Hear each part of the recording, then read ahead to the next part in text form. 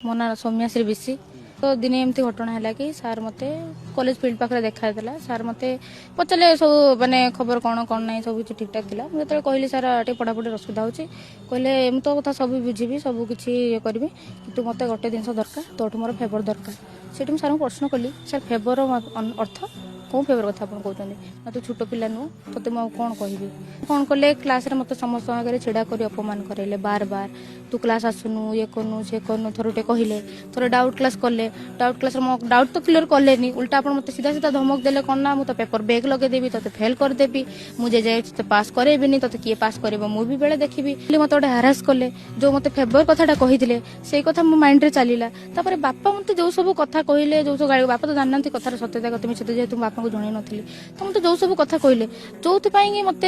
विगत दिने नुह 2 दिन 6 मास 8 मास धरी मो सहित एमती चलला तो मेंटाली मुझे प्रेसर रही जो कि